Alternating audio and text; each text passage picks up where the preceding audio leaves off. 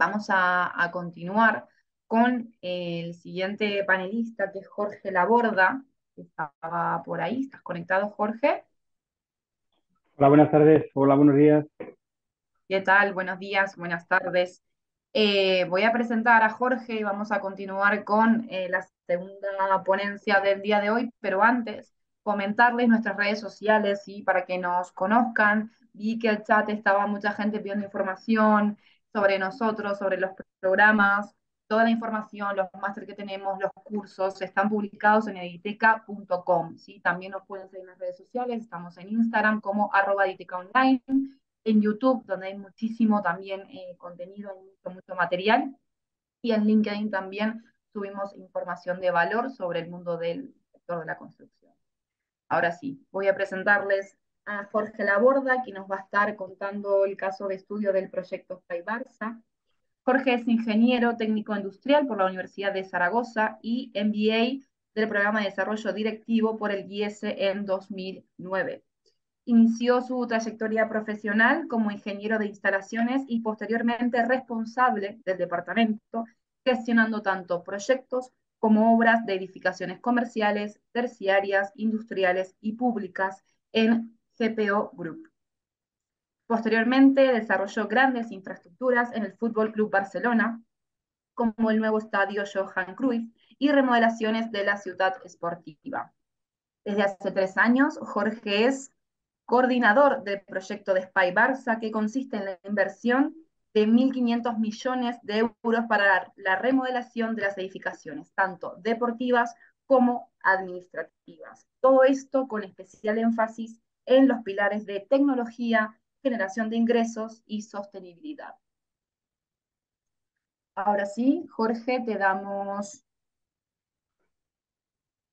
podemos dar inicio a tu ponencia, si puedes compartir la pantalla y te dejo. Recordamos que la estructura es la misma, ¿vale? Que con Manuel. Más o menos a -20, -4, te recordaré de ir redondeando para dejar ese espacio de las preguntas. A las personas que están como participantes, recuerden que pueden ir dejando sus preguntas en el chat. Yo las iré recopilando para darles lugar al final de la exposición. Ahora sí, Jorge. Pues muchas gracias, Estefanía. Muchas gracias a todos. Creo que ya estoy compartiendo la pantalla. No sé si se está viendo. Sí, perfecto. Sí, sí, la Pues vemos. lo primero es decir que la mayoría de lo que ha contado Manuel lo estamos aplicando, o sea que me siento contento, creo que vamos por buen camino, estamos haciendo prefabricados, BIM 4.0, el LIEN, o sea que creo que vamos por buen camino, a ver si al final conseguimos llegar en tiempo y en costes, que es el objetivo. Y lo que he querido un poco centrar toda la ponencia ha sido más vinculada a la parte de sostenibilidad, cómo aplicar desde el principio una estrategia de sostenibilidad a grandes proyectos y cómo podemos ayudaros compartiendo con vosotros todo lo que estamos viviendo en el proyecto Spy Barça. Entonces, como bien has dicho, bueno, pues soy el coordinador del proyecto Spy Barça dentro del Fútbol Club Barcelona. El Spy Barça es el nombre que se le ha dado en catalán al proyecto de la remodelación y realmente lo que me gusta definir el concepto es somos la ingeniería del Fútbol Club Barcelona. El Fútbol Club Barcelona se dedica a jugar al fútbol y a meter la pelotita a la portería y lo que necesita es ahora mismo una gran construcción y entonces, ¿cómo lo ha enfocado? Pues ha creado un departamento de ingeniería dentro de, dentro de sus equipos y somos pues un poco especialmente extraños dentro de un mundo deportivo, pues nos encontramos del mundo de la construcción. Entonces, ¿en qué consiste el proyecto? El proyecto es, el Fútbol Club Barcelona es centenario, en el año 57 se ubica en lo que eran las afueras de la ciudad de Barcelona, va creciendo, tiene muchas disciplinas, tiene disciplinas, evidentemente todo el mundo conoce lo que es el fútbol de primera división o lo que es el Barça, pero también tiene un equipo de baloncesto, un equipo de fútbol sala, un equipo de balonmano y un equipo de hockey profesional. A la vez también tiene un equipo de fútbol femenino que ahora mismo está haciendo una revolución y tiene un equipo de segunda división. Todas estas disciplinas deportivas se ubican en lo que eran las afueras de Barcelona, pero ha ido creciendo la ciudad y al final se ha encontrado dentro, inmerso en la gran urbe, y actualmente somos el propietario de terreno privado más grande que hay en la ciudad de Barcelona. Entonces, ¿qué es lo que ocurre? Pues que desde el año 57 ha ido creciendo de una forma desordenada y desorganizada dentro de la parcela en la que nos encontramos, y como el Fútbol Club Barcelona es un club de socios, no es un club privado, ha ido cambiando de junta, ha ido cambiando de propietarios, y esto ha supuesto que cualquier gran acción pues suponía un cierto, digámoslo, una cierta demora en la toma de decisiones y demás. ¿Qué ha pasado? Que finalmente el club se ha llegado a dar cuenta de que tiene las instalaciones deportivas y las instalaciones administrativas pues obsoletas. ¿Y cómo puede remodelarlas? Pues en vez de ir otra vez poco a poco, decía hacer un gran macroproyecto, una gran actuación urbanística en la cual todos sus edificios los vuelve a rehacer. Entonces, ¿en qué consiste el primer punto? Pues el primer punto es cómo encajar los nuevos edificios con las nuevas necesidades del siglo XXI dentro de la ciudad. O sea, el objetivo es no salir de la ciudad, hay que quedarse dentro y mantener toda esta infraestructura dentro, pero no cabe. Entonces, el primer paso es un estadio deportivo que teníamos con un aforo de 15.000 espectadores, pues lo trasladamos a nuestra ciudad deportiva, que esto sí que está a 8 kilómetros del centro de la ciudad, y en ese punto lo que hacemos es trasladar al equipo femenino y al equipo de segunda división a estas nuevas instalaciones. Hacemos un estadio un poco más pequeño porque no mueve tanto aforo, y desde el momento que se encuentra operativo este estadio, nos permitimos, voy a intentar poner el puntero, porque el ratón no se ve, ¿verdad? Entiendo que tengo que... Entonces, lo que se construye es, una vez finalizado este edificio, derribamos el antiguo estadio, que equivale a la zona donde pone Palau Blaugrana. Este Palau Blaugrana, al desmontar todo el antiguo edificio, nos genera una parcela vacía de gran extensión donde lo que construiremos será una arena. Una arena es una cubierta, es la diferencia entre un estadio y una arena es que la arena no llueve dentro y el estadio sí que llueve dentro. Entonces construimos una arena, pero ¿qué finalidad tiene una arena? Para únicamente jugar al baloncesto o al fútbol sala no tiene un gran rendimiento. Entonces lo que se pretende es, como Barcelona tiene mucha afluencia musical y cultural, lo que se pretende es hacer un edificio muy polivalente donde también se puedan hacer conciertos. Entonces, este edificio, si tú tienes un concierto con 15.000 espectadores y te toca por el calendario deportivo un partido de balonmano, ¿qué es lo que hacemos? Pues hacemos adyacente un edificio mucho más pequeño, un petit palau, que es una palabra catalana que significa pequeño, pequeño palacio, donde con un aforo mucho menor podemos jugar al baloncesto o al balonmano o al fútbol sala, y en paralelo en el edificio grande de al lado se puede realizar un concierto. ¿Qué ocurre? Que una vez que ya tienes ese edificio funcionando, nos permitimos el lujo de derribar las instalaciones existentes que nos encontramos en la parcela, y entonces en el lugar donde ahora mismo tenemos el Palacio de Deportes, lo que hacemos es construir unas grandes oficinas. Y donde construimos las grandes oficinas, cuando nos vamos ahí, nos instalamos y ya estamos operativos, derribamos las oficinas existentes, y en este espacio que nos acaba de generar podemos crear o un hotel o otras oficinas terciarias.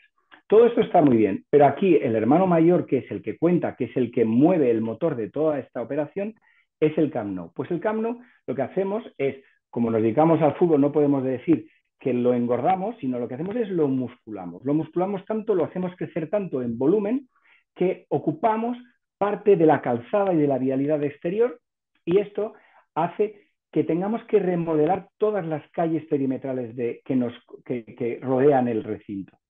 Y en medio nos queda una gran parcela privada donde construimos una plaza que conectará todos estos volúmenes. A nivel de espacio, estamos hablando que serían cerca de 20 hectáreas, y aquí quedan reflejadas los metros cuadrados de cada uno. ¿Y cómo hacemos todo este motor? Pues, ¿qué pilares, qué es lo que tenemos que centrarnos? Pues nos centramos en dos aspectos fundamentales. Uno es la tecnología. ¿Por qué la tecnología? Porque el usuario de un estadio de fútbol de hace 10, 15 años es una persona apasionada por el deporte.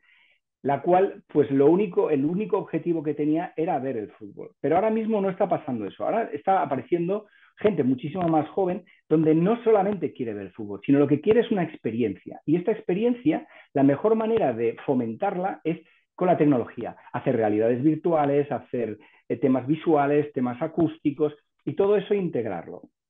Y desde luego, lo que no se puede perder en ningún momento de vista es el tema de la sostenibilidad. La sostenibilidad tiene que ser la base donde se apoya todas estas edificaciones. Y no se pueden apoyar una vez que ya están construyendo, sino que la estrategia de la sostenibilidad tiene que estar diseñada y planificada desde el primer momento.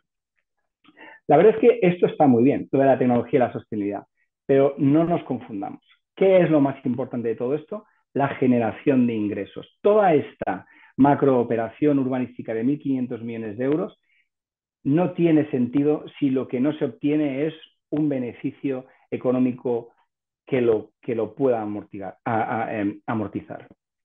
Pero desde luego ambas, la tecnología y la sostenibilidad, son grandes pilares que nos pueden ayudar. Pero en vez de explicarlo de esta manera, prefiero hacerlo con un vídeo y a ver si os ayuda más que el movimiento de mis manos.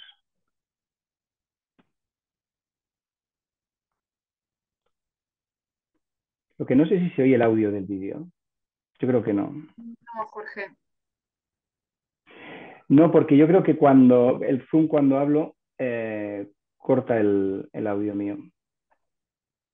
Bueno, si acaso lo voy haciendo en paralelo. Esto sería lo que era el antiguo, el Johan Cruyff que hemos comentado antes, y este es un vídeo que se presentó para la asamblea de los socios. ¿Por qué se presenta esto para la asamblea?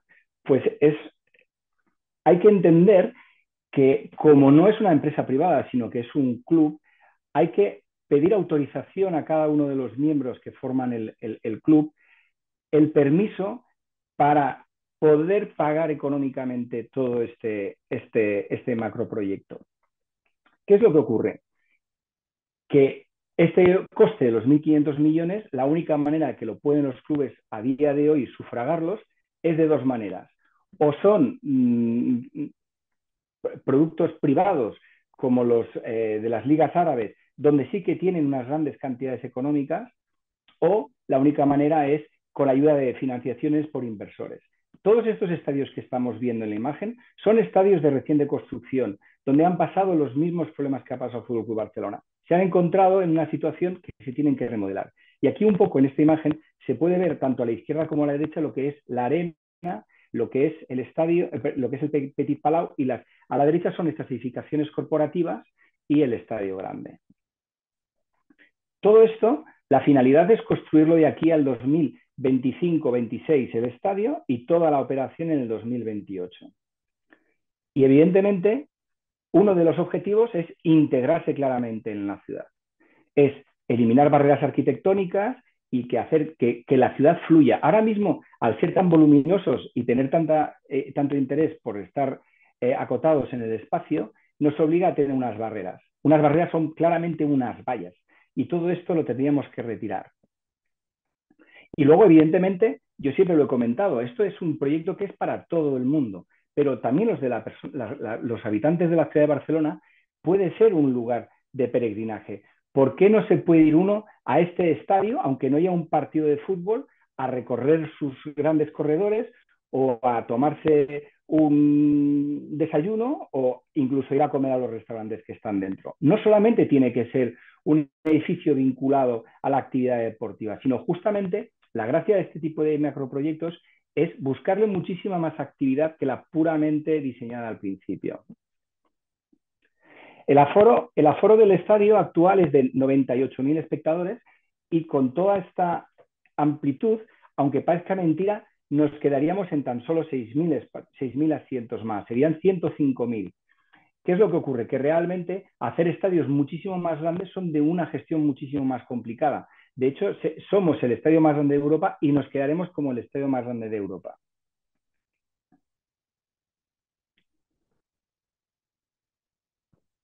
Y luego también se ha visto alguna imagen de lo que sería el efecto de la arena jugando al baloncesto unos días y haciendo conciertos para el otro. ¿Por qué hacemos este matiz? Pues porque hay mucha gente que está muy enfocada en lo que están haciendo los competidores, y el competidor más grande que tenemos ahora mismo, que es el Real Madrid en el Santiago Bernabéu, que se encuentra ahora mismo en pleno lío con su construcción, lo que está haciendo es un césped retráctil que es bastante conocido mediáticamente. ¿Y qué es la ventaja que ellos están planteando? Pues ellos lo que hacen es, cuando no tienen partido, lo que hacen es recogen todo su césped y ponen un suelo, digamos, lo más resistente, porque el césped hay que entender que el césped son céspedes especiales, son césped que económicamente son muy difíciles de mantener, que se deterioran y son muy frágiles, entonces no puedes hacer un concierto sobre esa superficie. Entonces ellos necesitan una superficie adyacente que les sirva en días de no partido. Pero nosotros lo que hemos preferido es no hacer este sobrecoste en este mecanismo tan complejo que se retira, y lo que hemos decidido es fomentar la arena, que sí que tiene un suelo de parquet donde sí que se pueden celebrar conciertos de una manera mucho más fácil. Y ahora, enfocándonos en la estrategia de la sostenibilidad, el mundo de la construcción está focalizado un poco en qué es lo que están haciendo estos señores del Fútbol Club Barcelona, qué es lo que nos van a mostrar. Entonces, hay realmente una cierta expectativa en el sector de la construcción de qué es lo que vamos a hacer. ¿Por qué? Porque realmente, si focalizamos la estrategia en la construcción, podemos acabar siendo una referencia en los Sport Cities. No solamente hablamos de campos de fútbol, hablamos de ciudades que van a ser sedes olímpicas, o equipos que están empezando a crecer, o la Fórmula 1. No solamente es fútbol lo que podemos hacer. Y luego, evidentemente, el objetivo también es ser una inspiración para que los que vengan detrás se den cuenta de que sí que se puede hacer.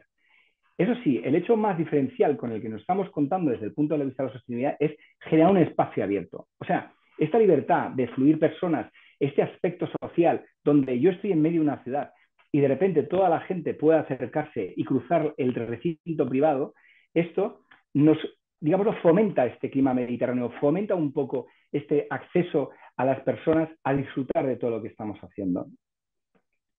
Evidentemente, cuando ya vamos a entrar en materia de cómo podemos, en qué nos tenemos que basar para que esto sea realmente algo que sea sostenible, pues lo primero, ¿qué podemos reutilizar? ¿Qué podemos aprovechar de lo que tenemos? Pues si tenemos un estadio que ahora actualmente está en una ubicación que es óptima, pues vamos a intentar aprovecharlo al máximo posible. Pues nos damos cuenta que la primera y la segunda grada, que luego entraré un poquito más en detalle, pues son útiles todavía. Podemos reutilizar 50 años de edificio o 65 años de edificio que va a tener en breve, podemos volver a darle vida a ese hormigón para que pueda volver a ser otro edificio otros 50 años más. Y luego, cosas que a nadie se le había ocurrido. ¿Por qué no se puede hacer sostenibilidad reutilizando espacios? ¿Qué es esto de reutilizar espacios? Pues el estadio actual tiene un parking subterráneo y nosotros tenemos que construir unos depósitos de almacenamiento de agua. ¿Por qué no puedo coger las 4 paredes que hace un parking y reutilizarlos como otro espacio? Pues también sirve como concepto de sostenibilidad.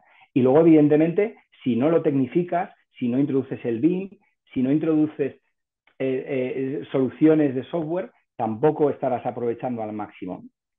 Y luego otra cosa muy curiosa es, ¿por qué tenemos que utilizar construcción rígida con vigas soldadas? ¿Por qué no podemos hacer un almacenamiento en todo el edificio como un tratamiento de almacenamiento de materiales? ¿Por qué no puedo coger la misma viga y reutilizarla de cierta manera dentro de un tiempo? Pues hay que pensar que qué métodos constructivos son hábiles ahora y que serían reutilizables de una manera sencilla en el futuro. Pues la soldadura se intenta eliminar y pasamos más a la tornillería, aunque evidentemente todo esto encarece el precio. Y luego otra cosa muy llamativa es, si estamos derribando un montón de edificios, ¿por qué no reutilizar todo este hormigón y todo este árido y todo este acero otra vez en nuestras nuevas edificaciones? Si entramos un poquito más en detalle de lo que es el estadio tiene la imagen superior es el estadio existente. El estadio existente tiene 2 gradas y una tercera que se ve en la parte superior. ¿Cómo fue el desarrollo de este edificio? Pues En el año 57 se hacen dos gradas, la grada 1 y la grada 2, y tiene un aforo más o menos limitado de unos 50.000 espectadores.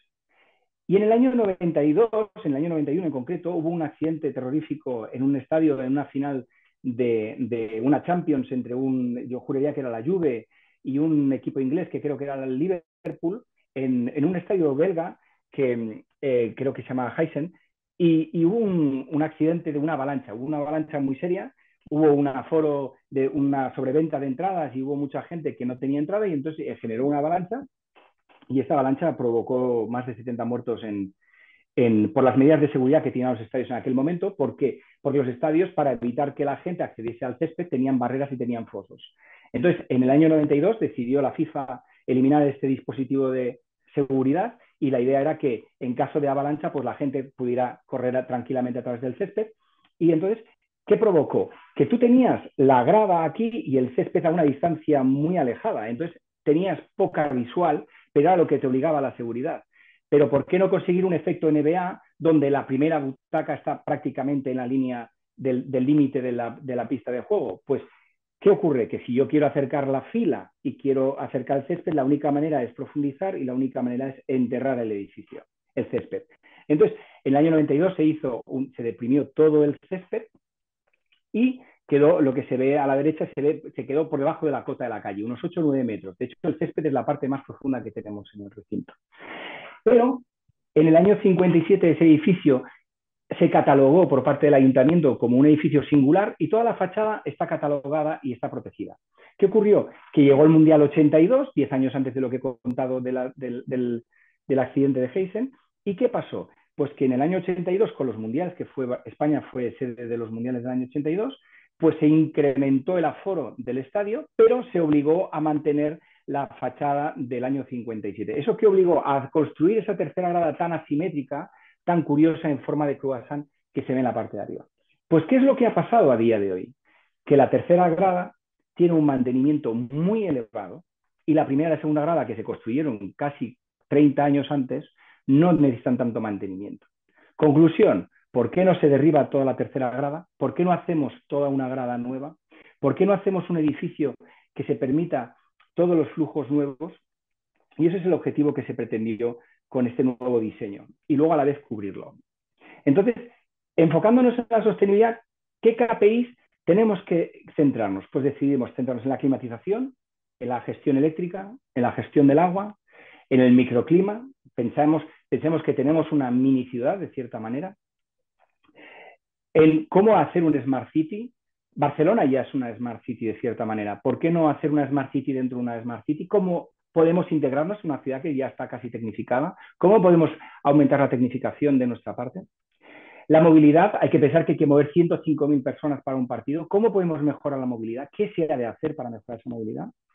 Y luego, ¿cómo mover toda esa cantidad de residuos tan grandes que se están produciendo tanto en día partido como en día no partido? Pues vamos a centrarnos en el estadio. Vamos a ir a casos concretos, vamos a ir a detalles y a cosas que se pueden plantear.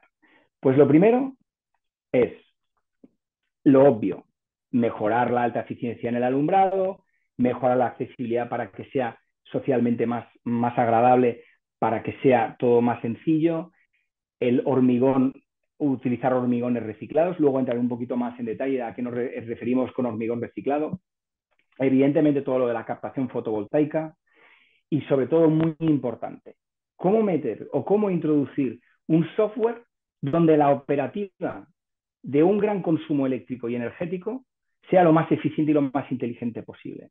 Esto es un reto que estamos llevando a cabo a nivel de varios proveedores de software. Y si nos queremos centrar así como en tres grandes rasgos, a mí me gusta decir, ¿por qué no sacar rendimiento a la ciudad donde tú te ubicas? La ciudad de Barcelona tiene un clima mediterráneo. ¿Por qué tenemos que hacer un estadio cerrado donde todos los estadios del siglo XXI son todos cerrados? A ver, si nos fijamos en Qatar, tiene sentido. Es un edificio donde se tiene que climatizar por narices. Y si nos vamos a Alemania, ocurre lo contrario.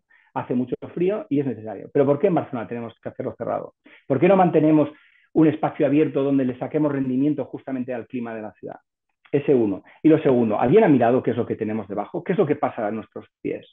Pues resulta que tenemos un acuífero. ¿Por qué no podemos sacar energía de ese acuífero? Oye, y todo esto, cómo lo cuantificamos? ¿Alguien se ha para pensar la huella de carbono que emitimos hoy como estadio y la huella de carbono que vamos a emitir en el futuro? Pues sí, primer ejercicio. Lo más importante es, vamos a analizar cómo consumimos energía. ¿Qué es lo que estamos haciendo con la energía? Pues nosotros, en el momento de que no tenemos no partido, hay mucha actividad. Hay unas visitas, tenemos un estadio que contiene un museo y que contiene una tienda. Ambos están abiertos casi 365 días al año y esto nos obliga a tener un consumo constante de energía, pero también nos tiene una afluencia de personas todo el mundo, todos los días que nos vienen a visitar. Pues esta energía valle de todos los días que tenemos solamente por la tienda y por el museo ya son 1,3 megavatios eléctricos. ¿Qué ocurre si nos ponemos en un día de partido? Pues hay en un año buenísimo, donde haya Champions y donde haya muchísimos eventos deportivos, donde se ganen todas las competiciones, suele haber unos 32 partidos al año. Pongamos que en el futuro pudiera haber 40 partidos al año. La media española de horario de partido es las 9 de la noche. A las 9 de la noche empieza el partido y suele acabar antes de las 11. ¿Qué ocurre? Que todo nuestro recinto se cierra y a las 7:30, o sea, 1 hora y media, 2 horas, 1 hora y media antes del partido, se abre las puertas al público. Ese es el calendario ordinario de un partido. Pues, ¿qué es lo que ocurre? Que nosotros tenemos que encender el estadio antes de esa apertura de puertas. Empezamos empiezan a acceder gente que es staff de cocinas, empiezan a aparecer la gente que acomoda al público, empiezan a aparecer la gente relacionada al deporte, entonces empiezan a encender luces y empieza a subir el consumo. Nos quedamos en un consumo más o menos contenido, cercano a los 2,5 megavatios y se estabiliza. ¿Qué ocurre? Que cuando abrimos las puertas al público, este incremento supone el encendido de todo el estadio, ¡pum!, y empezamos a subir exponencialmente la potencia hasta el máximo, que es el pico de 3,4 megavatios. Empieza el partido, o sea, todo este momento que todavía no empieza el partido se mantiene constante y conforme va llegando el medio tiempo desciende ligeramente el consumo y en el medio tiempo la gente quiere un perrito caliente, quiere una Coca-Cola, va al cuarto de baño y vuelve a haber otro cierto consumo. Y una vez ya que empieza la segunda parte, poco a poco va descendiendo el consumo y se apaga. Si te das cuenta, al transponer esa curva de consumo eléctrico a lo que estamos viendo, pues significa que por 40 días estamos pagando 3,4 megavatios cuando realmente el consumo es 1,3. ¿Cómo podemos minimizar? ¿Cómo podemos ahorrar toda esa curva? ¿Cómo podemos cortarla para que no sea un coste eléctrico y de factura? Porque la sostenibilidad está muy bien, pero si no ahorras el dinero tampoco tiene mucho sentido. Y esto permite analizarlo con cariño para reducir dinero. Pues vamos a meterlo entonces en todo el contexto. Lo metemos en la parcela de todos los edificios construidos y nos damos cuenta que el estadio cuando está en marcha es un domingo a las 9 de la noche. ¿Eso qué ocurre? Que las oficinas de Fútbol Club Barcelona están apagadas porque no hay nadie trabajando hasta ahora, afortunadamente para mí. ¿Y qué ocurre? Que la arena es muy difícil que tenga en ese momento un concierto. Sin embargo, el lunes siguiente a lo mejor tengo un concierto y el estadio está apagado. ¿Qué podemos hacer? Pues lo que podemos hacer es unificar todo el suministro eléctrico, hacer un anillo, hacernos como un único consumidor que tiene distintos usos y distintos regímenes de funcionamiento. ¿Eso qué puede permitir? Que una gran cubierta como la del Camp Nou, que se puede dotar de 18.000 metros cuadrados de placas fotovoltaicas, en un día como hoy, que no ha habido partido y ha sido muy soleado en Barcelona, puede estar suministrando electricidad a las oficinas que tienen una cubierta muy pequeña y que tiene un gran consumo en ese momento. ¿Y qué ocurre si yo tengo este pico tan grande y me obliga a contratar con la compañía eléctrica una factura muy elevada? ¿Y por qué no almacenamos esa energía? ¿Y por qué no ponemos un conjunto de baterías que las podamos recargar cuando el excedente solar lo permita o, mejor aún, cuando la tarificación eléctrica sea muy barata? ¿Por qué no llenamos energía con electricidad barata? ¿Por qué la estamos llenando a las 2 de la mañana, que es más económica, y la gastamos, por ejemplo, un martes en la Champions? Pues un poco todo esto lo integramos. Y alguien fue más allá, dice, ¿y por qué no introducimos la recarga del vehículo eléctrico? ¿Por qué no planteamos si existe la posibilidad de que existan vehículos bidireccionales que también aporten? y integramos todo esto en una microgrid. Y esto fue un poco lo que hicimos. Y estos son los números que hemos planteado desde el principio, que son 18.000 metros cuadrados de captación fotovoltaica solamente en el Camp Nou, con un mínimo de producción de cerca de 3,8 megavatios. Y acumulando ahora mismo la idea o el pacto ha sido cero, pero nos gustaría llegar cerca de los 2,5 megavatios. Esto te ofrece tres alternativas dentro de esta microgrid. La microgrid te permitiría simplemente centrarte en un peak saving, que es un poco lo que hemos visto en la curva de anterior, es decir, oye, pues yo aceito la curva en este punto y esto que es por encima de mi contratación eléctrica, me lo gestiono yo con mis baterías y con mis 4 cosas que he hecho. Oye, ¿y por qué no vamos más allá? Podría ser un autoconsumo de campus. Pero luego hay otras soluciones. ¿Y por qué no somos una cooperativa de la ciudad? ¿Por qué no ayudamos a la ciudad? ¿Por qué no somos productores eléctricos para la ciudad? Hay muchas soluciones y todas muy ambiciosas, pero creemos que con esta capacidad de captación podemos colaborar muchísimo con el resto de la ciudad. Y prácticamente, o sea, lo que es la facilidad con la conexión eléctrica ya la tenemos diseñada para que las operadoras de energía de la ciudad de Barcelona puedan comprar y redistribuir todo este excedente eléctrico que nosotros tenemos. Y os plantearéis, dice, oye, qué pasos tendríamos que dar para analizar en qué punto me es rentable y en qué punto no me es rentable? Pues lo primero es mirar el mercado. ¿Qué es lo que están haciendo los competidores? ¿Qué es lo que está existiendo en el mundo? Pues nosotros, afortunadamente, solamente hay una persona que lo está haciendo, que es el estadio del Ajax en Holanda. Ya lleva mucho tiempo. Y la gran ventaja es que ellos empezaron con una captación muy baja y han ido incrementando porque a nivel social y a nivel económico es muy interesante. Eso significa que el único que lo ha hecho ha repetido. Por lo tanto, hay que dar una vuelta de tuerca y hay que hacerlo. Lo segundo es hacer un buen análisis de qué condición de consumo vas a tener tú. ¿Cuándo vas a consumir? ¿Quién va a ser tu gran consumidor? ¿Qué horarios vas a tener? Y entonces hicimos dos fases, una cuando acabemos el estadio y una segunda cuando acabemos todo el proyecto. Y aquí analizamos uno a uno quiénes eran los grandes consumidores de todo esto, ¿no? Y tener muy claro que dónde están tus objetivos numéricos en este momento. Entonces, lo segundo fue mirar qué captación fotovoltaica era capaz de suplir todo esto, analizar cómo tengo una producción vinculada a los consumos que ya he hecho. Y lo tercero, oye, ¿qué nivel de carga de vehículo eléctrico necesito para que sea interesante? ¿Cuántos puntos? ¿Qué tipo de puntos? ¿Cómo van a entrar los coches? Y lo que más trabajo nos ha dado ha sido qué tipo de batería son las que son interesantes. Las baterías ahora mismo es un despropósito económico. ¿Qué baterías me salen a mí a cuenta de instalarlas? ¿Y cuánto volumen de almacenamiento? Porque si me excedo, me va a costar mucho amortizarlas y si me quedo corto, a lo mejor no tiene tanto sentido. Con todo esto, se logra hacer unos números y se tiene más o menos aquí una visión general de que con unos 4 millones de euros de inversión llegamos a un autoconsumo del 40% y tenemos pues unos equivalentes de producción de energía a 760 viviendas y aquí tenemos bueno, pues estos valores que son representativos de lo que estamos planteando.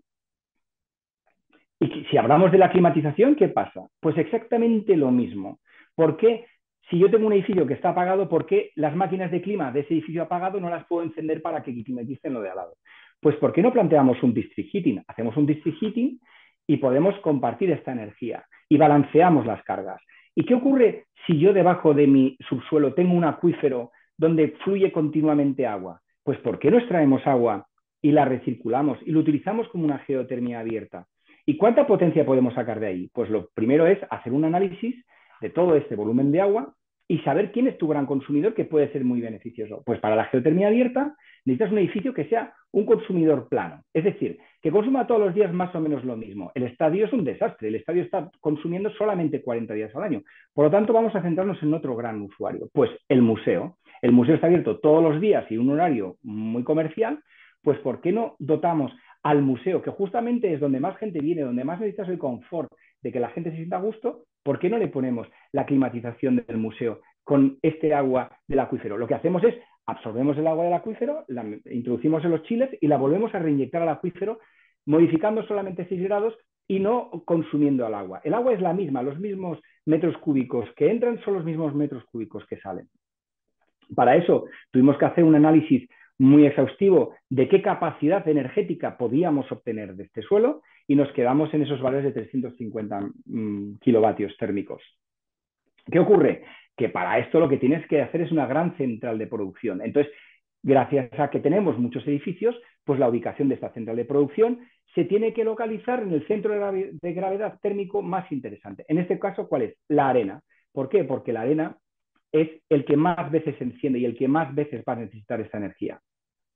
Con todo esto, nos hacemos una composición de qué es lo que, qué ventajas tenemos. Pues lo primero, tendríamos una mayor eficiencia. ¿Por qué? Porque al comprar máquinas muchísimo más potentes, tiene un rendimiento mucho más alto. ¿Y qué ocurre? Que yo no tengo que comprar toda la potencia que me sale en la carga de cada uno de los edificios, sino yo lo que tengo que hacer es la máxima carga en cualquier día del año, que posiblemente sea mayor que una serie de edificios, pero no la totalidad. Por lo tanto, me ahorro un 35% de estos equipos. Y luego ocurre, si tengo menos equipos, el OPEX es más económico. Y luego hay otra cosa que es fundamental en los últimos meses y desgraciadamente, gracias a la guerra de Ucrania, o desgraciadamente por la guerra de Ucrania, el gas se ha quedado un poquito como no te genera una imagen muy interesante. Entonces, por ese motivo, pasamos a este volumen de district heating integrado a la geotermia. Y luego la gestión del agua. ¿Qué podemos hacer con el agua? Pues, ¿por qué, si tengo una gran cubierta, por qué no la almacenamos y usamos ese agua para los urinarios, los inodoros o las zonas verdes? Pues como tenemos una gran superficie, pues la almacenamos y la reinyectamos. Y esto nos supone cerca de un ahorro de un 20% del consumo anual del agua. Pero a mucha gente lo que más le gustará a lo mejor es saber cómo cuantificamos esto, cómo nos examinamos. Todo eso está muy bien, pero ¿cómo logras demostrar que estás haciendo algo positivo? Pues tenemos que ir fuera y tenemos que hablar con los expertos y tenemos que ir a hablar con LEED y tenemos que hablar con BREEAM y tenemos que hablar con DGNB y tenemos que hablar con varios. Y les decimos, oye señores, tenemos este edificio y tenemos esta arena y tenemos estas oficinas y tenemos esta calle y tenemos... ¿Y cómo lo mezclo? Y se nos quedan mirando diciendo, pues sabes qué te digo, que yo exactamente tampoco lo tengo tan claro. Yo sé cómo puedo hacer este edificio o puedo saber cómo hacer este edificio, pero cómo mezclarlo todo hay que reconocer que es un poco atípico. Entonces fuimos a BREEAM y con BREEAM hubo una sintonía muy positiva y lo que se planteó es llegar a un convenio de colaboración. ¿Por qué no usamos de laboratorio al Fútbol Club Barcelona? ¿Por qué no venís aquí y nos monitorizáis? ¿Por qué no analizáis este caso tan particular en lo que estamos haciendo? ¿Por qué no miras cómo compaginar dos edificios donde hay uno lleno de oficinistas y otro lleno de deportistas? Entonces, les pareció una idea estupenda y nos pusimos a ello. Pero ¿qué ocurre? Que con los sellos energéticos hay que tener también una cosa en consideración y es la que nosotros nos fijamos. Es, como he dicho al principio de la ponencia, el Fútbol Club Barcelona no tiene este dinero para hacer esta obra. Ha tenido que ir a buscarlo fuera. Y los bancos que más interés han mostrado han sido bancos de Estados Unidos. El cliente de Estados Unidos, el inversor desde el Banco de Estados Unidos es un inversor que tiene un amplio conocimiento de su mercado, no del mercado europeo, tiene del estadounidense. Entonces, él dice, a mí mi sello energético es el LEED. Yo entiendo de LEED, pero yo quiero invertir en algo verde. Y estos señores de qué están hablando, de BREEAM. Entonces, ¿qué nos ocurre a nosotros? Que nosotros vamos a hacer un edificio con un dinero proveniente de bancos de financiación americana, pero el cliente que nos va a comprar el palco, el que nos va a visitar el museo, el que nos va a comprar el perrito caliente, es un cliente europeo. Y el cliente europeo entiende la sostenibilidad mejor desde el sello BREEAM. Entonces, dice, ¿qué pasa? Que el que te está dando dinero le gusta el LEED y el que te está comprando le gusta el BREEAM. Pues vamos a hablar con los dos. ¿Y podemos hacer los dos sellos? Y dice, pues nadie lo ha hecho en un estadio. No hay ningún estadio que tenga los dos. Pues vamos a ello. Vamos a mirar qué solape tenemos. Pues nosotros nos dimos cuenta que teníamos un 70% de los objetivos de uno y de otro que coincidían. Y nuestra expectativa es, lo que se muestra a la derecha es, pues estar en un gol y llegar a un excelente compra. Esto sería un poco el objetivo. Y ponernos en manos de los dos para que los dos estén de acuerdo. Bream fue un poquito más allá. Y Bream dijo, yo quiero colaborar con vosotros en la parte también urbanística. O sea, todo el mundo está más focalizado en el edificio, pero ¿por qué no en el urbanismo? Pues vamos a meternos en el urbanismo. Y para ello, lo que hicimos fue todas las calles adyacentes empezar a hacer un certificado por ello. Y tuvimos el primer certificado de la ciudad de Barcelona de lo que es una calle, y a nivel de conjunto deportivo tenemos el primer precertificado que existe. Y esto va a servir de base para siguientes ciudades deportivas o siguientes clubes que quieran hacer algo similar. Esto, Perdón que eh, te interrumpa, solo para recordar que nos quedan 5 minutitos, ¿vale? No sé cómo vas, como para ir redondeando cosas vamos, y dejar tiempo vamos para... perfectos, Estupendo, estupendo, listo, te dejo. vamos perfectos. Genial. Y aquí se muestra un poco el primer certificado que hemos conseguido. Y a lo mejor os preguntáis, ¿y hay algo más allá del LEED, del BREEAM, del DGNB, de lo que estamos viendo? Algo un poco más, que genere un poco más de impacto real. O sea, ¿cuál es tu objetivo en la sostenibilidad? ¿Cómo lo puedes demostrar? Pues hay uno que no miente, que es la emisión de CO2. Tu huella de carbono es la estampa que tú estás dejando en la sostenibilidad. ¿Y qué certificación o qué análisis está muy focalizado en eso? El RIBA, el británico. El BREEAM también es británico, como ha dicho antes Manuel, el líder estadounidense, pero el RIBA es del Colegio de Arquitectura de Inglaterra, y está muy vinculado puramente, este es más sencillo de entender, este está vinculado claramente a lo que tú estás construyendo, los materiales que estás poniendo, el camión que está trayéndote lo que sea, el impacto que tienes en CO2. Todo este impacto en CO2 lo cuantifican y le dan un valor. Por resulta que evidentemente no está diseñado para estadios, igual que el BREEAM tampoco lo estaba. Entonces, tenemos que adaptarnos a lo que ellos tienen cuantificado. Afortunadamente, los estadios deportivos no son obligatorios que cumplan el RIBA, pero lo que nosotros estamos haciendo es intentar alcanzar los objetivos que ellos nos piden. Y una cosa que se nos ha ocurrido muy interesante, mediante software que están todavía en desarrollo, es conocer en tiempo real la huella de carbono que está produciendo la obra. Es decir, cuantificar los camiones que están entrando, los residuos que están saliendo, el hormigón que se está fraguando, el acero que se está poniendo. Todo eso, tener una información real, en tiempo real, para en todo momento ver si estamos o no estamos dentro de todo esto. ¿Y qué es la sorpresa? No es sorpresa, pero ¿qué es lo que nos ha pasado? Que el hormigón y el acero suponen el 40% de la huella de carbono de la obra. Por lo tanto, tenemos que centrarnos en hormigones verdes y centrarnos en fabricantes de hormigones que su proceso constructivo minimice esta huella de carbono para que nosotros lo podamos comprar. Y luego ya, para terminar, ¿qué indicadores nos hemos centrado? Pues hemos intentado buscar algo que sea representativo para que tenga sentido toda esta sostenibilidad. Pues lo primero es llegar a utilizar más de 35.000 toneladas de áridos para los hormigones, o reducir este 20% de agua que hemos dicho antes. O cómo le demuestro yo a la ciudad que hemos mejorado la movilidad. Pues hemos hecho 3,5 kilómetros de carril bici, donde ahora mismo había 0 kilómetros. Hemos ampliado todas las aceras a 5. Hemos ampliado el transporte público al 36%. Hemos añadido 1.440 cargas de vehículo eléctrico al final de todo el proceso.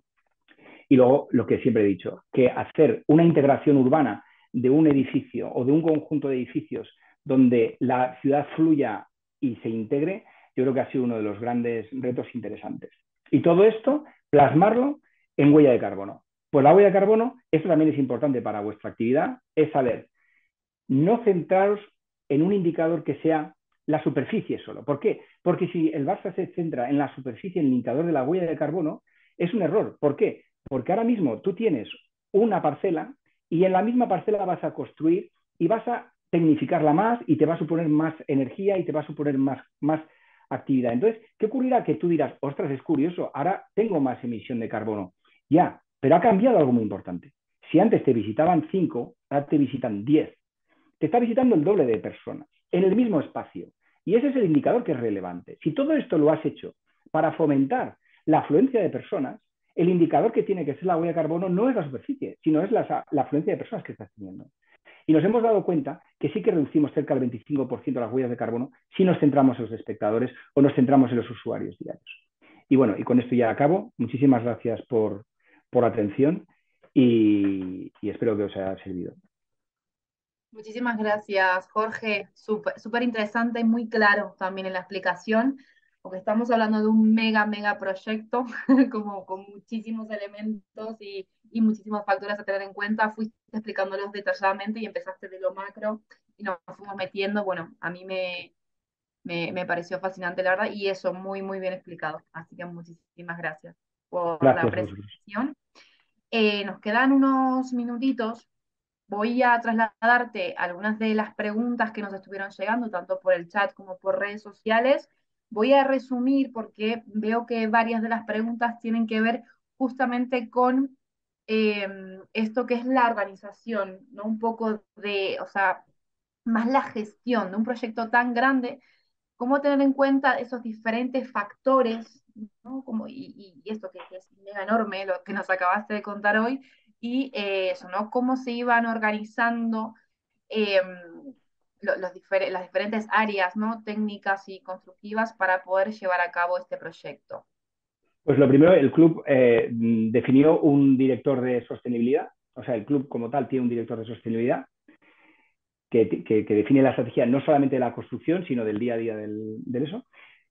Nosotros desde la obra, yo en concreto soy el responsable de la estrategia de sostenibilidad del proyecto, de lo que es la construcción, de lo que es lo que es el levantar las paredes, no de la operativa que vendrá después, que sería el director. Y entonces buscas un montón de agentes en cada proveedor que está trabajando contigo, tiene que tener un responsable de sostenibilidad. Es decir, la constructora tiene que tener su propio responsable, tu project management tiene que tener un responsable, la dirección ejecutiva tiene que tener un responsable, la dirección facultativa tiene que tener un responsable. Todo esto se concentra en una reunión semanal y todo el mundo tiene que estar alineado. Y lo primero de todo es definir cuáles son las estrategias y las líneas rojas a las que tú no quieres cruzar y que cada uno dentro de su día a día se vaya asegurando de que esto no llegue.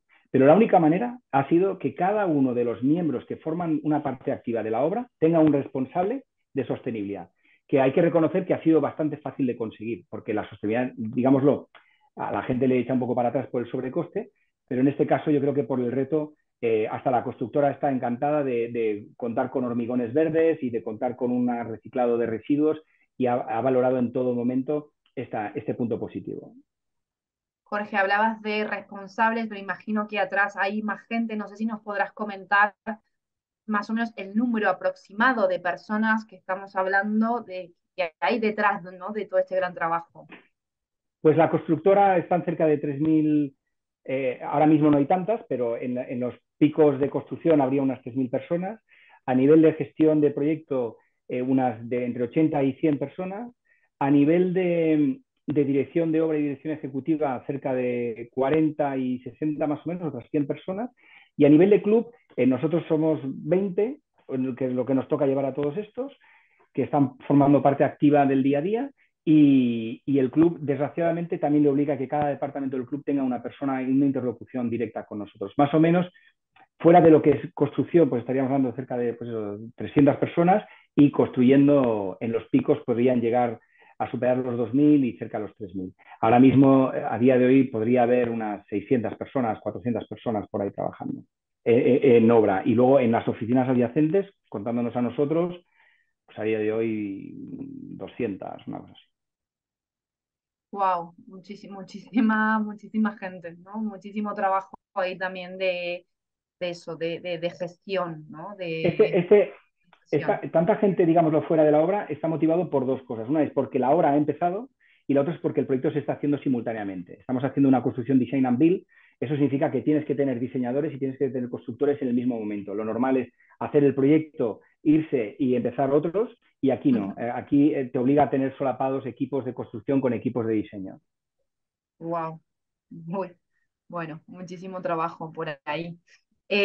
Jorge, bueno, para las personas también que no, asistentes que nos estaban escuchando y que vieron la presentación, va a estar presentando un caso de estudio en el máster de Construction Project Management de Viteca, a quienes lo escucharon y le encantó también esta gran exposición, lo van a tener ahí contando también casos de estudio. Bueno, Jorge, muchísimas gracias por tu tiempo, por esta presentación. No sé si hay algo, o para si quieres compartir tu LinkedIn, por si la gente tiene alguna otra duda que comentarte o les interesa ver un poco también otras cosas que has trabajado y conocer tu contenido y demás. Perfecto, lo dejaré colgado ahí. Muy bien. Bueno, muchísimas gracias, Jorge, otra vez. Gracias a vosotros.